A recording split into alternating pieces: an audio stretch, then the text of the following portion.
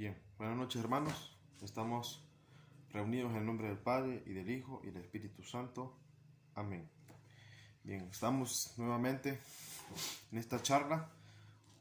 Como les mencioné en el último video, vamos a hablar un poco sobre la liturgia. Y si requiere hacer más videos sobre esto, pues lo vamos a hacer. Nos quedamos hablando de María, el paralelo de María y Eva que hizo San Ireneo de León.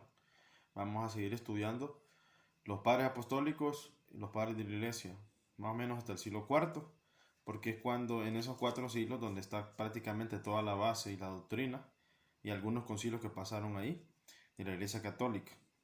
Pero quiero hacer un paréntesis en este estudio de los padres de la iglesia, hablar sobre la liturgia más que en este tiempo de pandemia.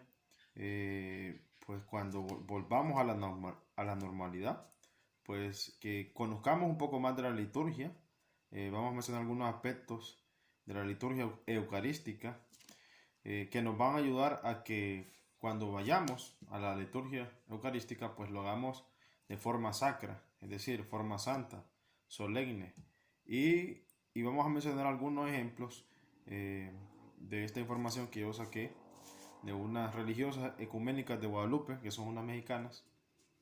Un documento importante donde ellos hablan un poco de los abusos litúrgicos y documentos pontificios. O sea, los papas a través del tiempo han hecho documentos, encíclicas sobre la liturgia.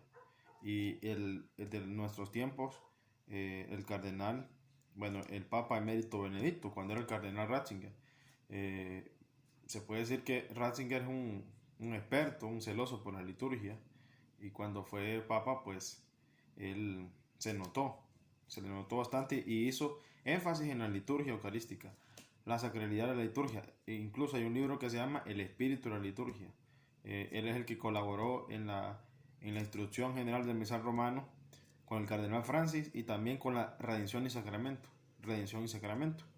Entonces, así, en un aspecto general, la liturgia ¿de dónde viene? Pues nos viene del pueblo de Israel. Si nosotros leemos y estudiamos el libro del Éxodo, vemos cuando Moisés le pide al faraón sacar al pueblo de Egipto, Dios le da una indicación. Déjame sacar al pueblo al pueblo de Dios. Bueno, todavía no eran israelitas, ¿va? Eran tribus nada más. Porque no era una nación, era un pueblo, no una nación. Nació en Israel cuando le entregan la ley en el monte Sinaí. Ahí es cuando es la nación Israel, porque es la constitución de la nación. Esa es su constitución donde se van a regir. Pero Dios le dice, saca a mi pueblo para que vayan al desierto, dice, a adorarme. Eso es importante saberlo. Dios saca a su pueblo, al pueblo que él formó desde Abraham, pero lo saca con una condición, es que este pueblo vaya al desierto, a un lugar que está vacío, que no hay mucha distracción, para poder arrancar la idolatría que se acostumbraron los israelitas durante 400 años, para poder adorarle. Pero para poder adorar a Dios se necesita de una liturgia, y vemos que Dios poco a poco, de forma progresiva, le enseña, le da indicaciones a Moisés y a Aarón de cómo van a adorar a Dios. O sea, nadie puede decir, yo estoy adorando a Dios porque hago una oración o porque hago ciertas posturas y ciertos gestos. No, eso puede llamarse como alabanza, como contemplación. Creo que es lo que más podemos llegar a la oración, como algunas santas y santos. Pero ya la adoración por excelencia, la adoración que pide Dios, es con la liturgia. La liturgia para Israel era el trabajo. Eso significa liturgia, trabajo del pueblo. Es el trabajo que tiene que hacer para poder darle adoración y culto a Dios. Esa es la liturgia. Entonces, ¿dónde vemos la liturgia?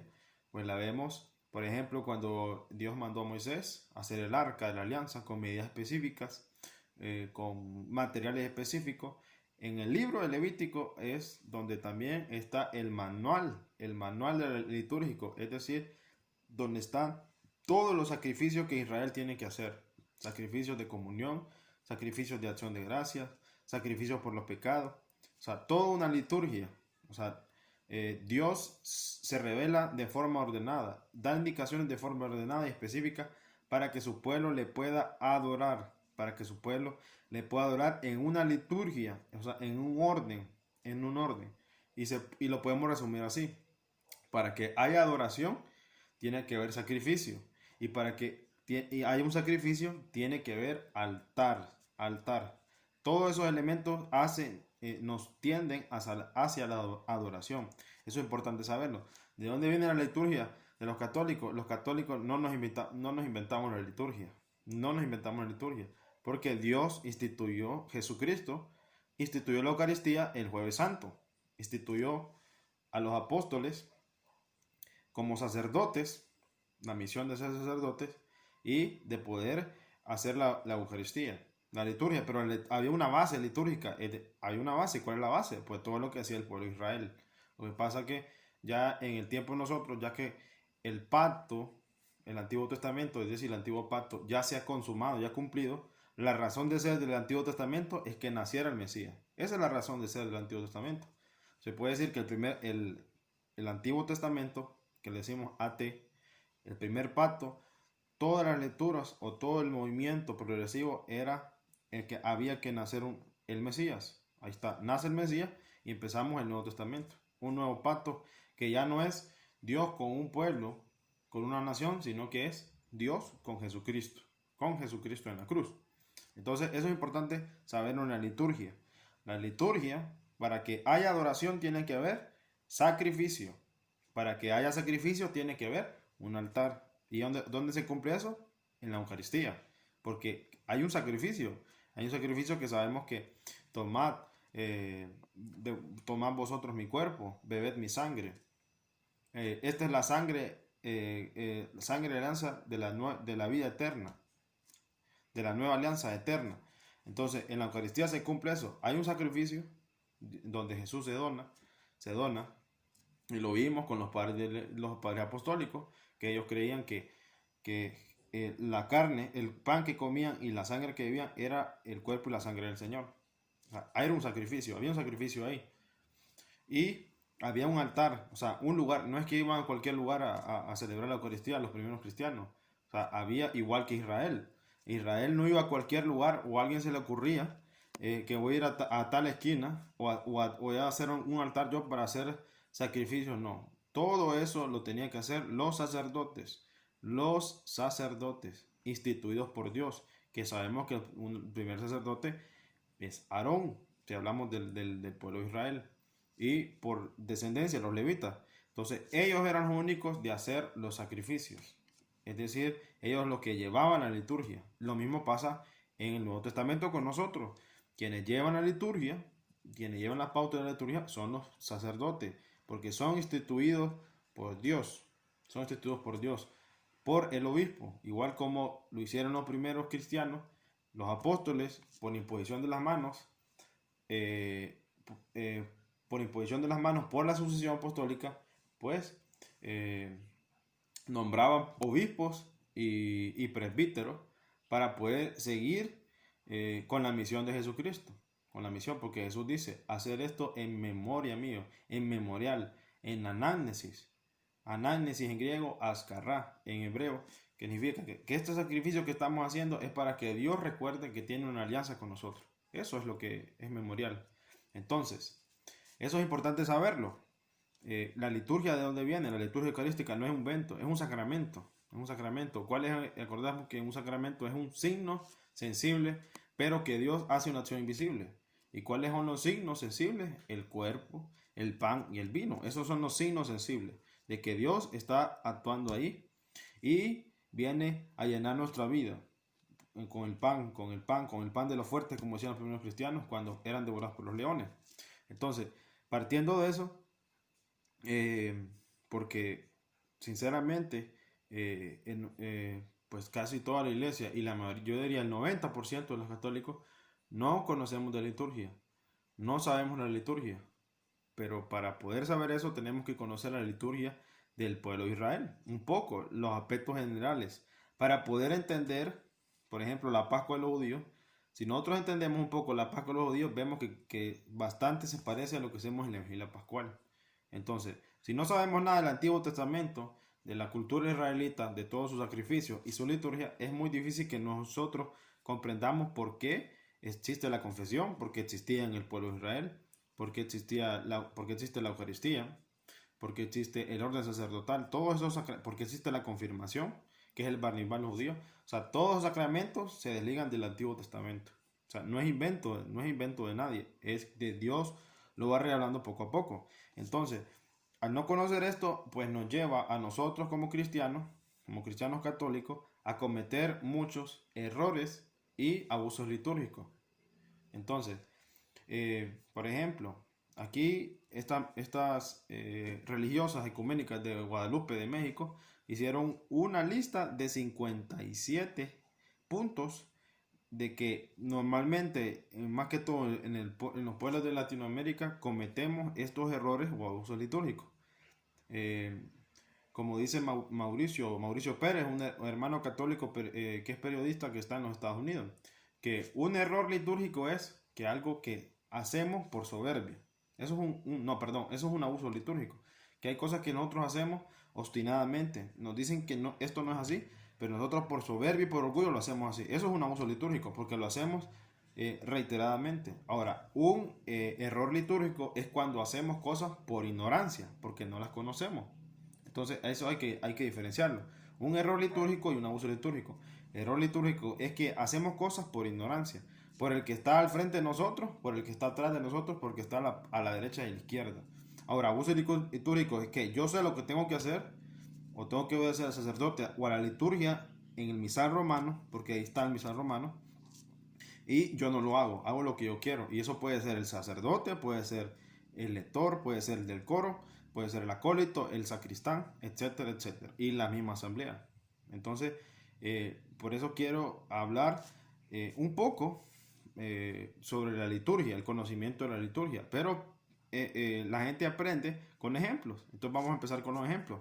Dice, si hacemos una encuesta brevísima en cualquier grupo, que se nos proporcionan ejemplos muy corrientes el día de hoy de abusos litúrgicos. O sea, que esto se da en toda Latinoamérica y principalmente Estados Unidos. Y lastimosamente nosotros copiamos. En vez de copiar lo bueno, copiamos lo malo. Dice, abusos en la misa de niños, subirlos al altar, función de muñequitos, trencito, etc. Es decir, que en la misa de los niños también hay una dirección para poder celebrar la misa de los niños. A los niños se les tiene que ir enseñando a que no pueden ir al altar así como que es cualquier lugar. Por eso la liturgia es algo sacro, solemne, santo. Si en el pueblo de Israel hacían un error litúrgico, un abuso litúrgico, ¿qué pasaba? Era la muerte. Se moría el sacerdote. El sacerdote no estaba purificado y no estaba listo para ministrar el sacramento o los sacrificios, el sacerdote moría. O alguien del pueblo que se atrevía, por ejemplo, yo quiero ser sacerdote como Aarón, que eso pasó en los libros de los números, se los tragó la tierra a un montón de gente por querer ser sacerdotes a la fuerza. O la gente que no respetaba las cosas sagradas, Dios pues se enojaba y estas personas morían o les pegaba, qué sé yo, lepra o no tenían bendición.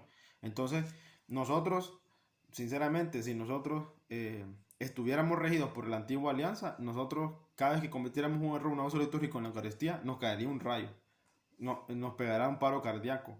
No pasa eso, ¿por qué? Porque Dios hizo el sacramento, hizo la alianza con Jesucristo.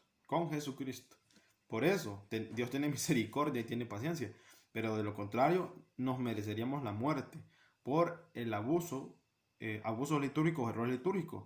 Entonces, dice, abuso en la misa de los niños, subirlos al altar, función en muñequitos, es decir, que en muchas parroquias el evangelio, por ejemplo, lo hacen como una obra de teatro en el altar. O para explicar a los niños. No, a los niños desde pequeños hay que enseñarles la liturgia, cómo debe de hacerse.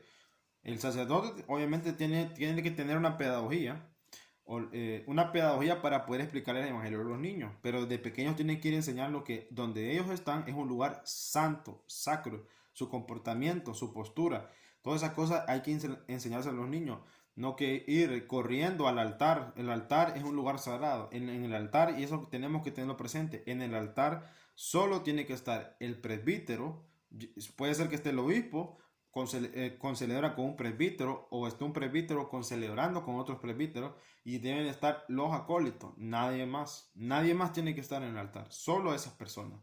Nadie puede subir, ni incluso a darle la paz al sacerdote, ni el sacerdote bajar a darle la paz a los demás. Solo en las dos excepciones, cuando es una boda, que el sacerdote baja a darle la paz a los que se están casando, o una misa de difuntos, que el sacerdote baja a darle el pésame a la familia. Solo en esas dos ocasiones.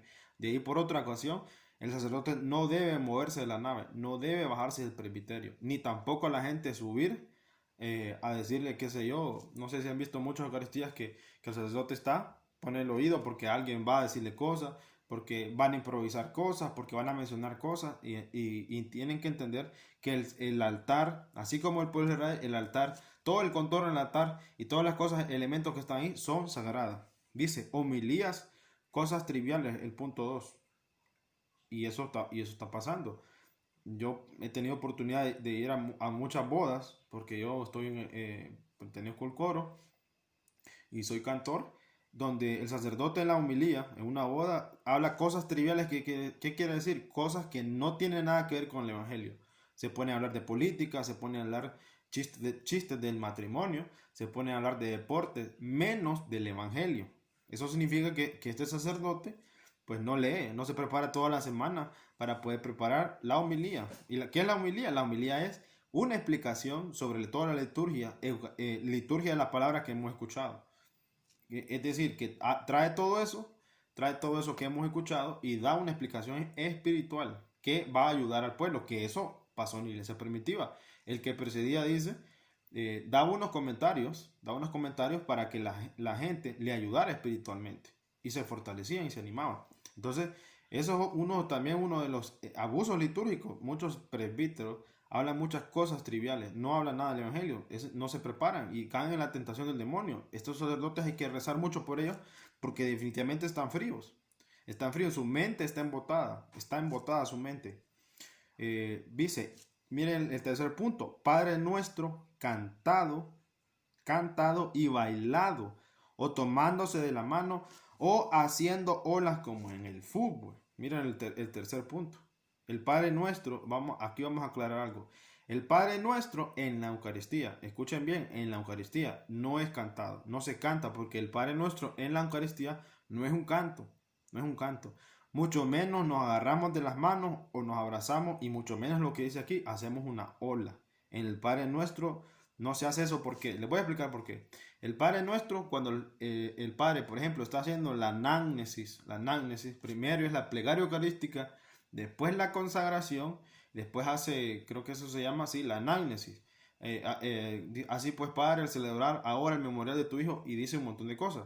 Entonces, cuando el Padre termina con la doxología final, por Cristo, con Él y en Él, y a ti Dios Padre Todopoderoso, todo honor y toda gloria por los siglos de los siglos, cuando levanta el copón en la patena, después hacemos el Padre Nuestro, que es una parte de la anágnesis. Por eso que el Padre Nuestro no se debe cantar, no se debe bailar, porque no es un canto, no es una oración. En ese momento no es una parte de la anágnesis. Entonces, dice el misal romano es en los libros litúrgicos. Tenemos varios libros litúrgicos, pero el más importante es el misal romano, donde está la oración coleta, donde están las plegarias eucarísticas, la consagración, las anáforas y todo eso, donde está la oración conclusiva, y está el otro libro litúrgico, que es donde proclamamos las lecturas. Donde proclamamos lecturas está el Evangelio, y donde cantamos o recitamos el Salmo. Entonces, en esos libros hay unas partes que se les dice que se llaman rúbricas. Rúbricas es todo lo que está en color rojo. Por ejemplo, a los lectores, si hay cosas que están en color rojo, que los miramos también en los salterios, en la liturgia de las horas, no debemos de repetirlo. Todo lo que está en rojo es una rúbrica, es decir, es una indicación, te dice que es lo que tienes que hacer. Entonces, en el Padre Nuestro, la rúbrica dice que el Padre, el que preside, extiende las manos y dice, Padre Nuestro. Los demás no debemos imitar al sacerdote. Nosotros no estamos imitando al sacerdote, ni incluso todas las plegarias no debemos de cantarlas. No, debemos de meditarlas y escucharlas bien, pero no debemos de repetir palabras que son propias del sacerdote. Sacerdote. Entonces, el sacerdote empieza con el Padre Nuestro. Nosotros debemos estar, pues, si queremos, con los ojos cerrados y rezando, haciendo la oración del Padre Nuestro. Entonces, esto aquí tiene que quedar claro. No se canta el Padre Nuestro, no es un canto. En ese momento no es un canto. Lo podemos cantar en otro tipo de celebraciones, pero no en la Eucaristía. Mucho menos agarrarnos de las manos, ni mucho menos hacer la ola o hacer otro tipo de gesto. No, el Padre Nuestro es una parte de la análisis. Y cuando el Padre, y líbranos del mal, tampoco decimos amén. No decimos amén, porque no es una oración, es una parte de la análisis. Entonces, porque después de eso sigue el embolismo, cuando dice, y líbranos del mal. Después el Padre dice, y líbranos de todos los males, y que terminamos, tuyo es el reino, tuyo el poder, tuya es la gloria por siempre, Señor. Entonces, eso tiene que estar claro. Miren el punto 3. El Padre Nuestro no se canta, no se baila, no extendemos las manos, no imitamos al sacerdote, peor nos abrazamos. Todo eso. Eso tenemos que irlo aprendiendo. Porque esas cosas se han perdido, esas cosas se manejaban así en toda la liturgia eucarística desde el primer siglo, y que de forma progresiva se ha ido no cambiando, sino reformando cosas, o dándole sentido a las cosas.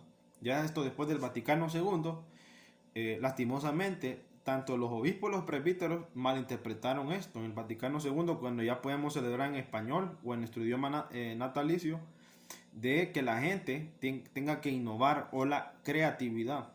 Entonces, debido a esto, se hizo la Instrucción General del Misal Romano, que son como 200 páginas, y la Redención y Sacramento. Entonces, si aquí alguien me está escuchando que está en el coro, miren, los que tienen que saber de liturgia, para alguien que está en el coro, que es proclamador, no lector, es un proclamador porque proclama la palabra de Dios, un monitor o comentarista, el acólito, el sacristán, los ministros extraordinarios de la comunión, no de la Eucaristía, mal término es ministros extraordinarios de la comunión, obviamente el sacerdote y todos los que participan, pero esas personas tienen que saber de liturgia. Si estas personas no saben de liturgia, probablemente estén haciendo o estemos haciendo cosas por ignorancia, y esa ignorancia nos lleva a hacer abusos litúrgicos.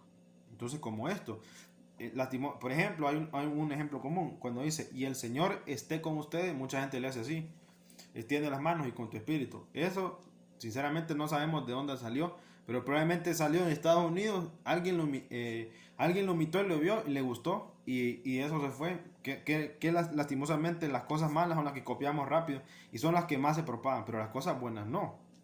Las cosas buenas no se propagan rápido. Lastimosamente eso, pero el demonio está detrás de eso.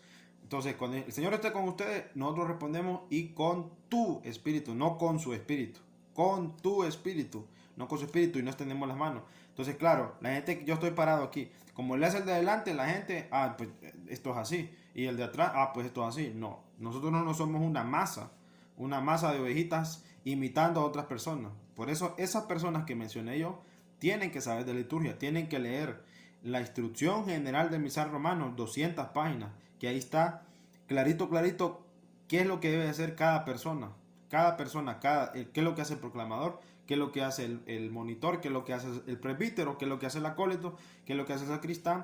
En todas las ocasiones, si es misa con celebrada, si es misa con diácono, todo está claramente ahí. Y si queremos profundizar más, para no cometer errores o abusos litúrgicos, está la Redención y Sacramento, que ese es también un documento espectacular de Ratzinger y el cardenal Francis. Eso definitivamente nos va a ayudar para la liturgia y para ayudar en nuestra parroquia, donde estamos nosotros caminando, para poder corregir todas esas cosas, hablarlas con el sacerdote, no en función de crítica, porque yo estoy convencido, yo llevo leyendo esto por meses y estoy convencido que la mayoría de las cosas, el 98% de las cosas que hacemos, es por ignorancia, no es por mala intención de la gente. La gente no tiene mala intención de hacer, por ejemplo, el coro, digo yo. Pero no debemos quedarnos cortos en eso. Una mala intención nos puede llevar a pecar a muchos, escandalizar a muchos, o profanar lo sacro. Punto 4. Ornamentos incompletos. El sacerdote se viste como laico. Yo también he visto muchas Eucaristías así. El sacerdote debe estar con todos sus ornamentos, también los acólitos. Los acólitos ya sabemos que están con una sotana roja, que significa el martirio, y una sotana blanca, con zapatos negros bien lustrados, no con tenis nadie, no con algo llamativo que profane lo sacro. No importa si los zapatos son viejos o en la misma parroquia. Le puede ayudar, hombre, a comprarle zapatos si no tiene, alguien que está prestando ese servicio. Pero la cuestión es que tiene que estar vestido dignamente. Dignamente. Entonces, si hablamos de aquí, el punto 4, en los ornamentos incompletos, el sacerdote no debe de celebrar una Eucaristía solo con la estola, por ejemplo. Él tiene que tener su alba, la casulla, toda la casulla y también su estola. Su estola tiene que estar con todos los ornamentos porque cada cosa que él anda significa algo. Significa algo. En otra ocasión podemos profundizar qué es lo que significa. Pero el sacerdote tiene que estar con todos sus ornamentos. Igual también todos los acólitos tienen que estar revestidos porque toda la celebración es algo sacro. O sea, no hay cosa más sagrada que la Eucaristía. No hay cosa más sagrada. Es como que, se los voy a poner un ejemplo. Imagínense que nosotros nos toque morir. Nos muramos. Y cuando morimos inmediatamente viene Jesús y dice, antes de que entres al cielo, te voy a invitar a un lugar, te voy a invitar a la Eucaristía en el cielo y yo la voy a presidir. Yo la voy a presidir. Y nos ponga ahí, mira, este es el vestuario, elegí el mejor vestido que querrás.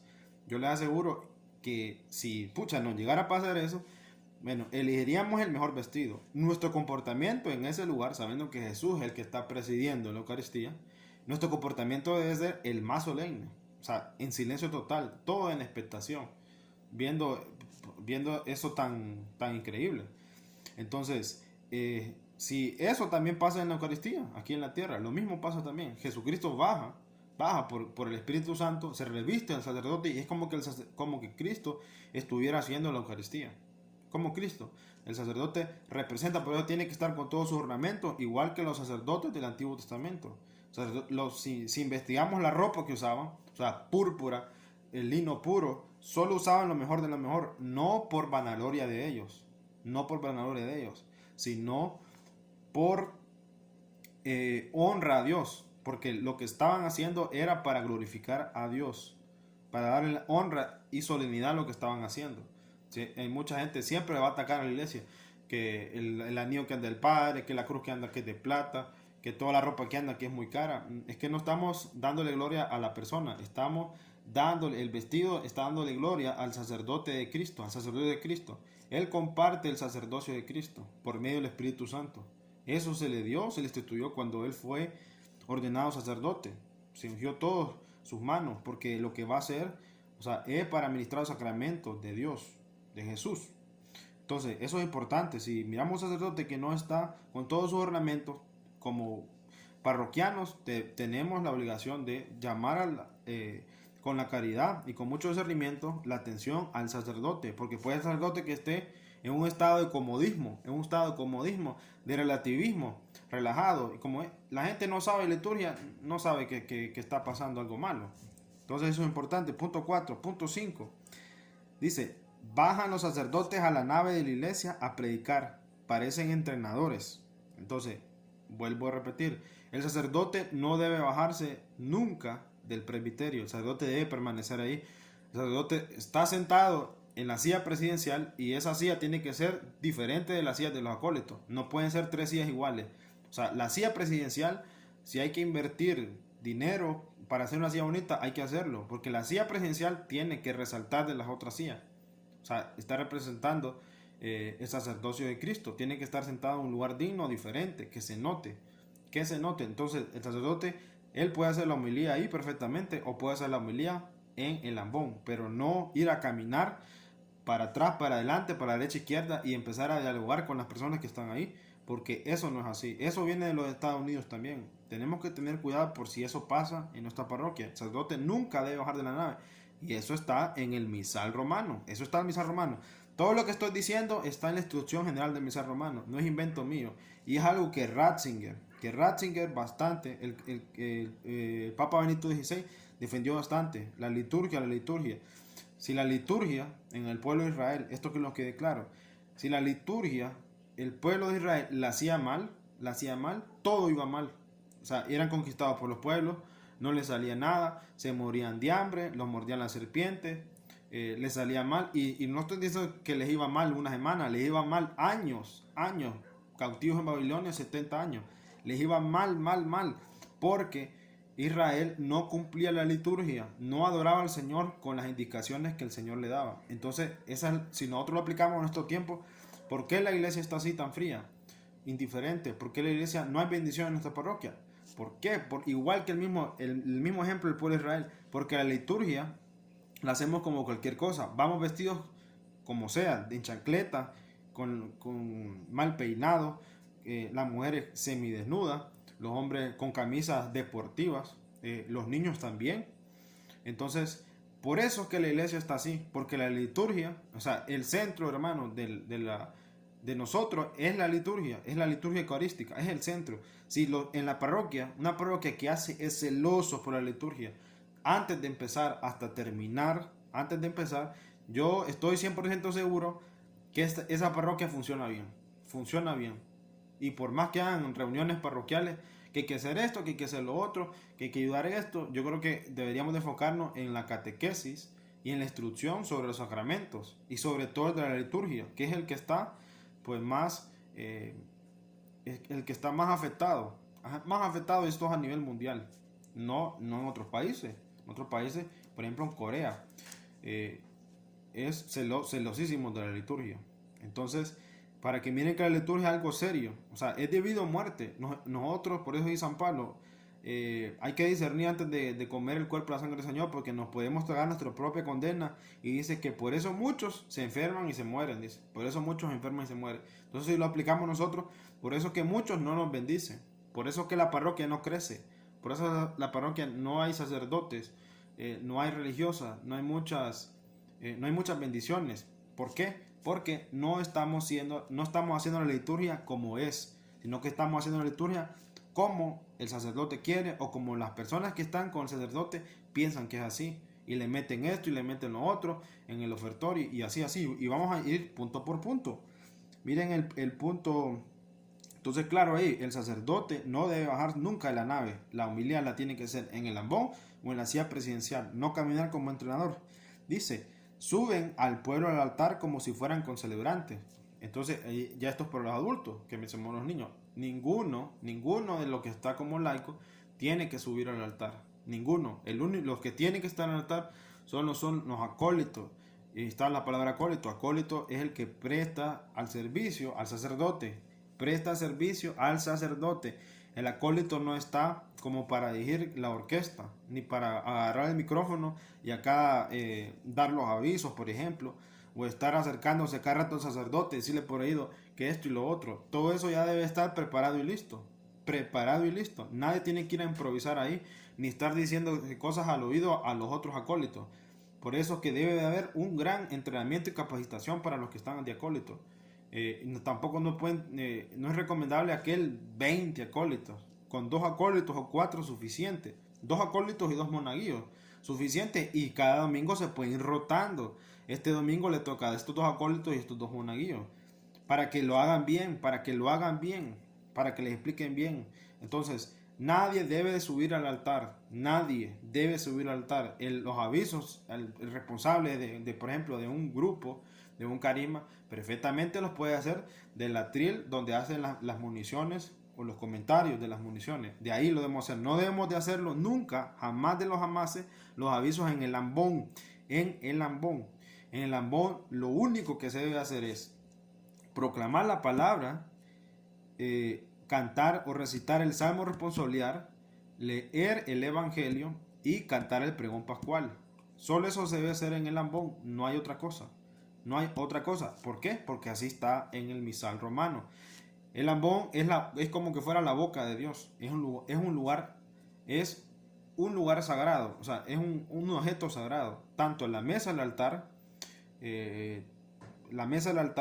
el ambón, todo tiene que estar bien preparado y listo. Por ejemplo, la mesa con el mantel blanco, con las 2 velas laterales. Si fuera una solemnidad, podríamos usar el amenoral con los 7 brazos. Y la mesa de la creencia también. O sea, todo tiene que ser digno con todos los instrumentos que se van a utilizar. O sea, todo tiene que estar preparado y listo. no se puede improvisar. Y esto que tiene que quedar claro, no debemos de subir, eso pasa en las misas. Todos los niños salen corriendo a darle la paz al Padre. Y después vamos a hablar más del rito de la paz. No tienen que subir al altar a darle la paz al Padre. Y alguien me va a decir, sí, pero es que Jesús en el Evangelio dijo que los niños vengan a mí. Pero Jesús iba en la calle, no estaba haciendo la Eucaristía. No estaba haciendo la Eucaristía. Si leemos, por ejemplo, Jueves Santo, ¿con quién estaba Jesús en la Pascua? Estaba con los apóstoles, no estaba con mucha gente. ¿Por qué? Porque para los judíos la Pascua es lo más sagrado. Es un año, a garantizar un año de bendición. Renuevan la alianza. Entonces, no se iba a escuchar en la cena de Jesús un niño gritando o un niño dándole la paz. No, que los niños existen en la cena de la Pascua judía, sí existen, pero tienen una participación y toda una solemnidad. Entonces no permitamos que nuestros niños vayan como que el Padre fuera Santa Claus, o como que no, el Padre desde que está revestido está celebrando en persona a Cristo, en persona a Cristo. Entonces, así como el pueblo de Israel, nadie debe acercársele ni a tocar, nadie se atrevía a tocar a un sacerdote en el pueblo de Israel porque podía morir, porque podía contaminar al sacerdote. Lo mismo debe pasar en la Eucaristía. Es lo mismo, hermano, es lo mismo.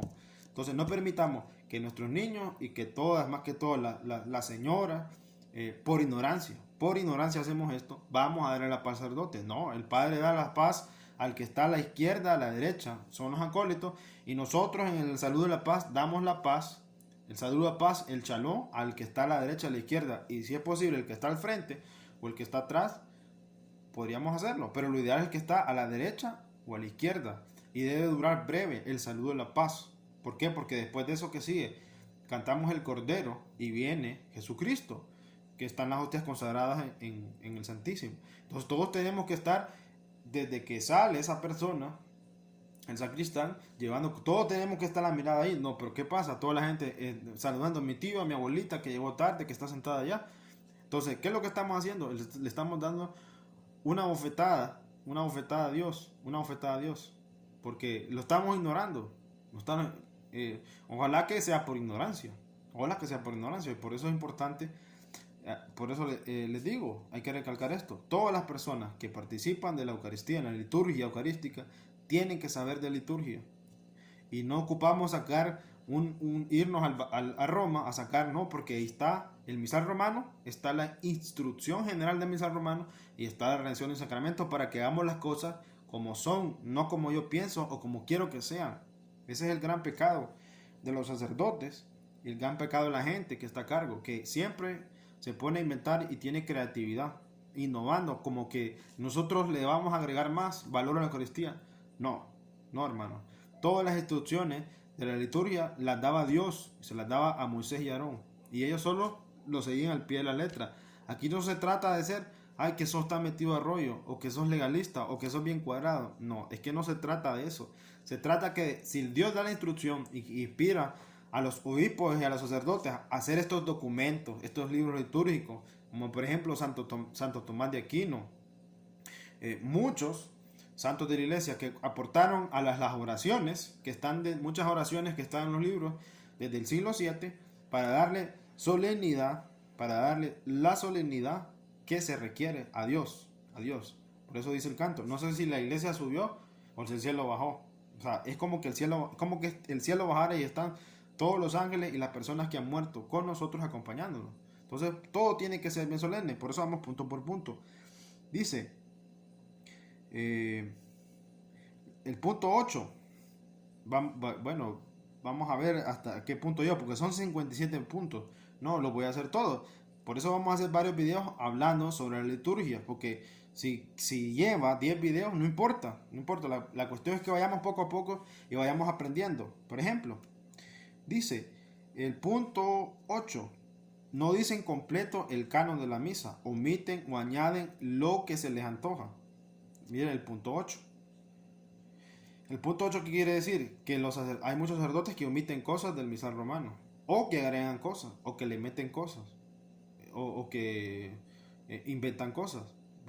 Mencionaba el ejemplo, que se pone a hacer teatro con los niños. No, el evangelio se lee normal y se les explica a los niños.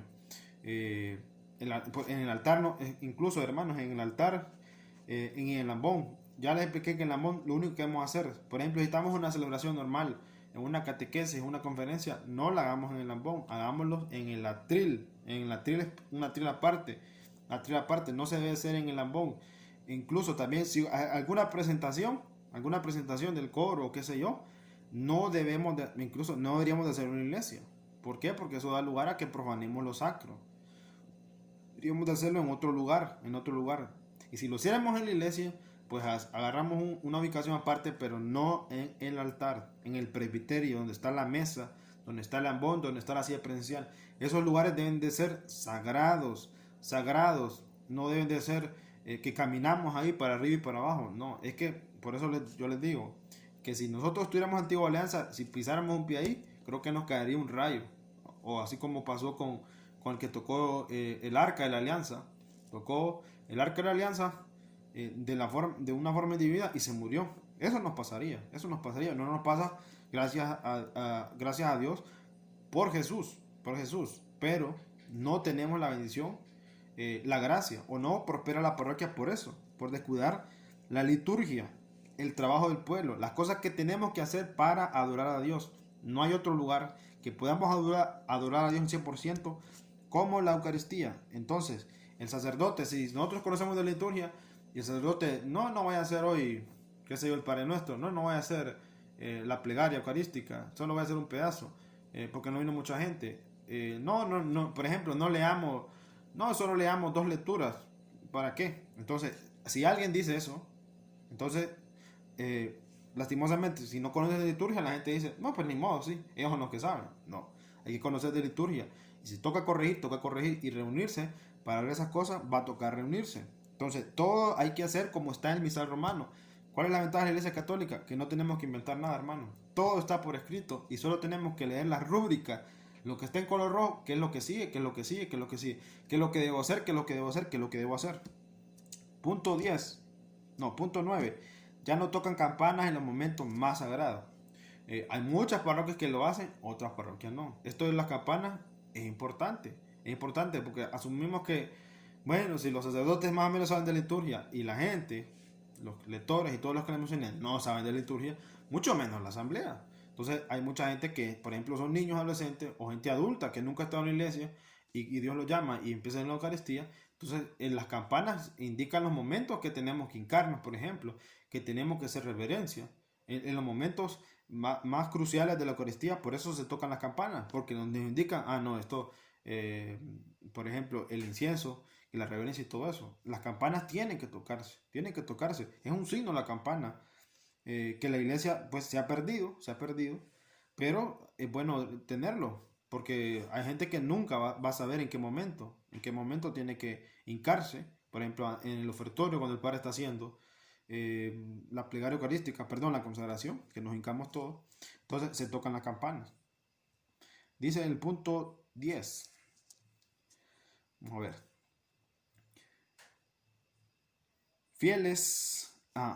Los fieles reparten, perdón, el punto 10, cruzan las piernas los sacerdotes.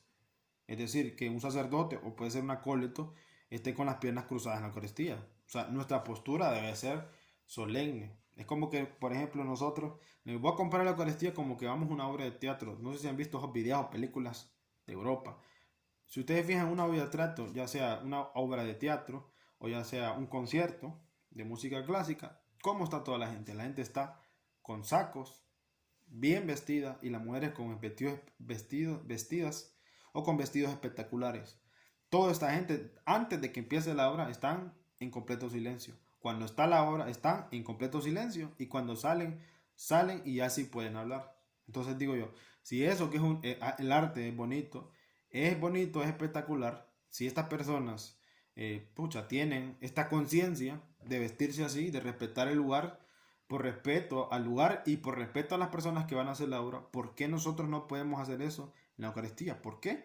Porque, por ejemplo, la gente que va a la obra tiene el conocimiento del arte, sabe a lo que va, sabe por qué tiene que vestirse así, sabe por qué tiene que comportarse así.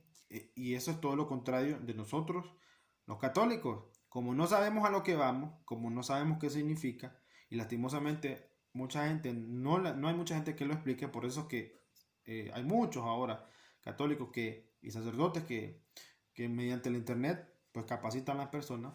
Por eso estamos como estamos. Entonces por eso es importante esto, la postura del sacerdote o de las personas que están sirviendo. Tiene que ser siempre un acólito. Un acólito no puede estar sentado así. O un lector, por ejemplo, o un monitor, el coro. El coro. Tienen que estar todos sentados, vestidos dignamente. Porque la gente, es una forma de evangelizar. La gente que está ahí con nosotros, la asamblea, si nosotros que somos, no los protagonistas, porque el protagonista es Cristo, nosotros solo estamos sirviendo, tenemos que transmitirle que lo que estamos haciendo es serio, serio, no es que somos fariseos metidos a rollos, no, porque le estamos dando la seriedad, como por ejemplo, como el ejemplo de la obra de teatro. Entonces, el punto 11, fieles reparten la Sagrada Comunión sin ser ministros y sin verdadera necesidad, y purifican el cáliz y los copones como si fueran lavado de trastes, y echan las partículas con el agua al drenaje común. Esto es algo grave, hermano, algo grave. Nadie puede a la ligera decir, un sacerdote, vaya, hace esto, sin tener la debida preparación la persona, sin saber lo que significa, qué es lo que está haciendo. Nadie puede decir, hey, vení vos a repartir la comunión. Y por ejemplo, esta persona puede ser que esté en pecado mortal, incluso puede ser que solo esté bautizada y no haya hecho la primera comunión o la confirma. ¿Cómo una persona va a repartir la comunión si no ha confirmado su fe, por ejemplo? ¿Y qué ha pasado? Entonces, las personas, y miren, sin necesidad, dice aquí, la única persona que debe repartir la comunión es el sacerdote. El sacerdote o los obispos. Solo esas personas deben de repartir la comunión. Nadie más. Está diciendo imagen de Jesús. Imagen de Jesús. Jesús reparte a sus apóstoles el pan. Este es mi pan, este es mi cuerpo. Entonces, si el Padre está haciendo el memorial, la análisis, el ascarrá, renovando la alianza, entonces solo Él debe de hacerlo. Solo Él. Ahora, el misal romano dice que cuando debe de hacerlo, por ejemplo, si el sacerdote con celebrante que está concelebrando, solo cuando el padre, por ejemplo, que es un padre ya bien mayor, que tiene problemas de salud, puede pedir ayuda a quién, pues el acólito también, el misal romano dice que puede, acólito instituido, no monaguillo, acólito instituido, que se hizo una oración, que se preparó para hacer ese servicio, ese carisma, puede ayudar a repartir la comunión. Pero tampoco no podemos, la misa, por ejemplo, si solo hay 100 personas y hay, por ejemplo, 10 ministros extraordinarios de la comunión, ponerlos a los 10 ministros a que repartan la comunión como que si fuera cualquier cosa. No. Más bien, el ministro extraordinario de la comunión es el último. O sea, es la última opción. Es la última opción cuando es un lugar demasiado grande y que está demasiado lleno. Sí, pueden colaborar al sacerdote. Por ejemplo, puede haber que esté un seminarista. El seminarista o el diácono son los que deben de ayudar al presbítero a dispensar la comunión. Ellos son los indicados. Entonces, primera cosa es el sacerdote. Les voy a dar el ejemplo en África. Hay sacerdotes en Misión África que se están 45 minutos solo repartiendo la comunión. Solo repartiendo la comunión, nada más. Solo repartiendo la comunión, solo ellos, porque es el deber de ellos. Un sacerdote no puede esperar que otros hagan su trabajo, que lo haga el acólito, que lo haga el sacristán, que lo haga otra persona que no está instituida y que no sepa de liturgia. Entonces podemos cometer un sacrilegio poniendo una persona, y como dice aquí, que se ponga a limpiar las cosas como que se está lavando traste. El quien debe de limpiar esas cosas es el presbítero, porque tiene sus manos consagradas, tiene sus manos purificadas. No sé si se fijan que antes de la plegaria eucarística, el padre le lavan las manos con el lavabo, con una toalla, le lavan porque se está purificando, es un signo. Entonces él es el indicado para que él purifique las cosas. Y qué bueno que hay sacerdotes que siempre lo hacen. Él debe purificar los vasos sagrados porque él sabe cómo hacerlo. A él lo entrenaron para saber eso. Y si un padre no puede, debe de entrenar bien a un acólito cómo debe limpiar las cosas sagradas la cuestión de las partículas. Si quedarán partículas en agua, hay que echarlas a la tierra, no echarlas en cualquier lugar, hermanos, porque es el cuerpo, es el alma y la divinidad de Jesucristo lo que estamos haciendo. Entonces, eso es importante. El sacerdote tiene que dispensar la comunión Él, solo él, nadie más, nadie más. Si él necesita ayuda porque está enfermo, porque no puede, entonces pide ayuda al acólito, al que esté revestido, al que esté revestido. Y en caso necesario que fuera demasiada gente, ahí sí entran los ministros de la extraordinario de la comunión, no de la Eucaristía, mal término, es de la comunión. Sí, podrían ayudarles, pero se está dando mucho de que ponen a 6 personas a repartir la comunión sin necesidad. O sea, no hay ni 100 personas. El presbítero y un acólito, puede ser el presbítero y un ministro, podrían hacerlo, las 2 personas para todas las personas, porque de los 100 puede ser que el 50% comulgue. Entonces eso es importante. Ese es el punto 11. El punto 12. Faltan al respeto debido al templo a los enamorados. Esto también a los papás que tienen hijos adolescentes, porque yo asumo que alguien que tiene 30 años y va con su novia, pues asumo yo que tiene la suficiente madurez para comportarse. Esto se da mucho en los jóvenes, en los adolescentes, por las testosterona y todo eso. Entonces, si le enseñamos desde niños, desde que están chiquitos, desde que van a la misa los niños, que es algo más espectacular que una obra de teatro, algo más espectacular que un partido de fútbol, algo mejor que eso, entonces se van a comportar, se van a comportar.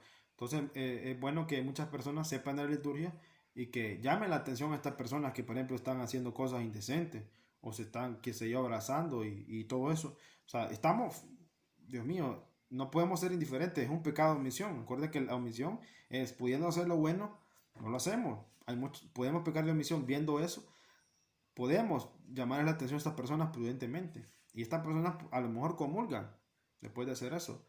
Pero si no le decimos nada, entonces nos estamos condenando nosotros y se están condenando ellos. Pero como dice el Señor, creo que el profeta, ¿no? Te salvas tú y salvas al otro. Entonces hay que corregir esas cosas. Miremos cosas así, indecentes. La forma de vestir también. Por eso están todas esas personas que saben de liturgia. La munición ambiental es importantísima. Todas las municiones ambientales en la Eucaristía son importantísimas para explicar esas cosas, no para las cosas triviales. Es para ambientar a las personas, ambientar el espíritu, ambientar el templo. Desde que nosotros, hermanos, miren, desde que nosotros cruzamos un pie al templo, tenemos que persignarnos. Ese es el primer signo. Este es el signo más antiguo de la iglesia. El signo de la cruz. Ese es el signo más antiguo. Creo que un santo decía, cuando me cuesto, como levanto, cuando voy aquí que está al lado, siempre el signo de la cruz. Entonces, desde que entramos, signo de la cruz. Y lo normal que deberíamos de hacer es ir directo al Santísimo. Ir a quien, a saludar, a darle gloria, honor y alabanza a Jesús sacramentado. Eso debería ser nuestra conducta. No, porque mucha gente entra, como que entra un ganado, no se persigna y lo primero que hace que a saludar a todo el mundo, a los jóvenes, y que pan, y cómo estás, y cómo estuvo el partido del qué sé yo, y cómo estuvo la novela, y empezamos a hablar un montón de cosas triviales. Entonces, pucha, yo me pregunto cómo estarán los ángeles en el cielo diciendo, yo creo que rezando por nosotros para que Dios tenga misericordia de nosotros, tenga misericordia de nosotros, y nos ponemos al día y empezamos a platicar, y yo les invito a que hagan este ejercicio, antes de que empiece la Eucaristía, pongamos el oído, el ruido, el sonido, cómo se escucha un verdadero escándalo, casi igual que el mercado del mayoreo. Entonces, desde ahí empezamos con pie izquierdo. Estamos profanando lo sacro. Estamos profanando lo sacro. Y ya, por ejemplo, el sacerdote ya se está contaminando porque puede ser que el sacerdote llegue y empiece a platicar también con las personas. Porque también hay un punto que habla aquí del ayuno eucarístico. El ayuno eucarístico antes de empezar la Eucaristía, ahí tiene que ver un ayuno eucarístico de 3 horas. Y el sacerdote también, o sea, el sacerdote de que llega, debería de llegar, bueno, si no revestido, llega, se reviste y se pone a confesar si no ha empezado la Eucaristía. Se pone a confesar o se mete al Santísimo, pero no puede contaminarse, qué sé yo, platicando, mucho menos comiendo y platicando con las personas. Cualquiera me puede decir, pucha, eso qué drástico. Pero es que tenemos que leer, tenemos que conocer la cultura israelita, la liturgia israelita para darnos cuenta que eso es así de sagrado y que siempre debe mantenerse así, siempre. Entonces, eso es importante. Las personas que entramos, debe ser nuestra conducta? Es como que hagamos una obra de teatro. bien vestido y en silencio esperando que empiece la obra. Y nosotros esperando que empiece la redención de Jesucristo, la renovación de la alianza. Este es el Cordero de Dios que quita el pecado del mundo. Dichosos los invitados a participar de este banquete. Dichosos. Pero ¿cómo vamos a ser dichosos? Si desde que entramos tenemos una conducta no sacra, no santa. Entonces, lo hacemos por ignorancia. Definitivamente lo estamos haciendo por ignorancia. Y para eso son estas charlas o estas catequesis. Imagínense, son 57 puntos que sacaron estas religiosas ecuménicas de Guadalupe. Y yo apenas voy por el 11. Entonces yo creo que vamos a parar porque el tiempo vuela. El tiempo vuela y hay un hermano que dice que muy largo los videos. Y puede ser que sí, es cierto, tiene razón. Los videos largos por lo general la gente no los mira.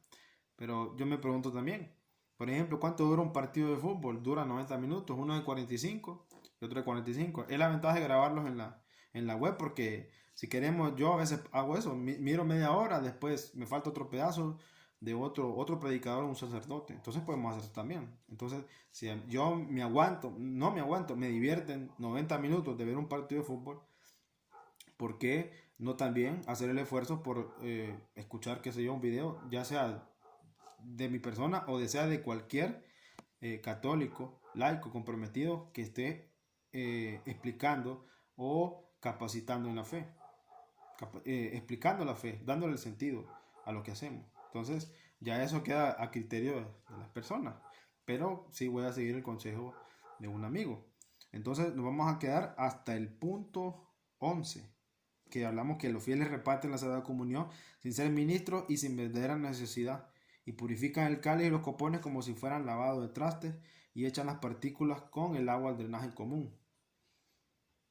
Y nos quedamos en el punto 12 también, que falta el respeto en el templo a los enamorados.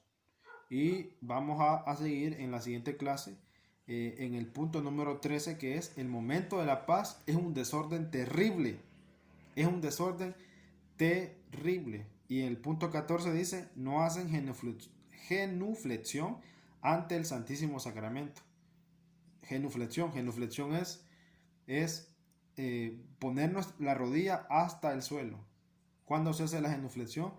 Cuando estamos en el ofertorio, cuando el Padre está haciendo la transustanciación, la epíclesis, la invocación del Espíritu Santo, todo el ofertorio, la plegaria eucarística está en la consagración, estamos de rodillas, genuflexión, y cuando el Padre levanta la hostia, por Cristo, con Él y en Él, todos debemos de levantar nuestra mirada a la hostia. No tenemos que estar con la cabeza agachada, no, la cabeza agachada no. Cuando el Padre levanta el copón y la patena, debe estar nuestra mirada a Él, viéndolo a Él. Entonces, la genuflexión es eso. Una reverencia, ¿qué es? Reverencia es doblar la mitad de mi cuerpo, doblar hasta la mitad de mi cuerpo. Eso es reverencia. Reverencia que hacemos en el altar, por ejemplo. En el altar, si entramos al Santísimo, lo ideal es que hay que hacer genuflexión, porque dice Jesús, ante mí toda rodilla se doble, toda rodilla se doble.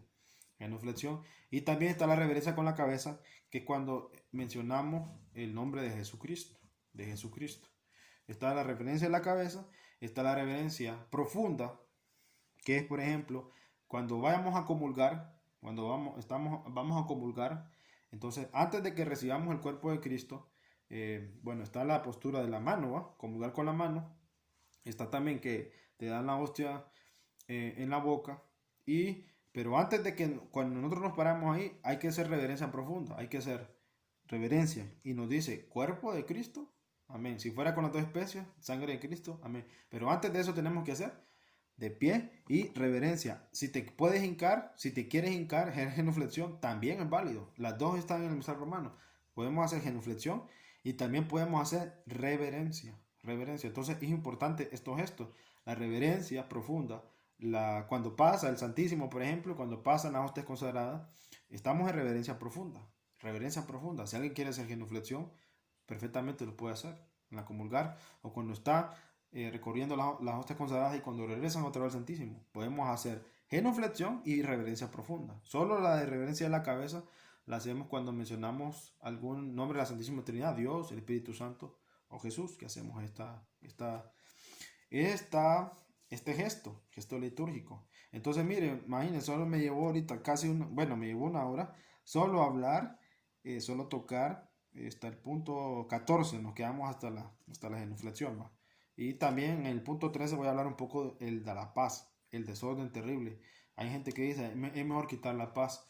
No, la paz no se quita porque es parte de la liturgia eucarística. El saludo de la paz. Saludo de la paz al que está a la par. Shalom, shalom alejem.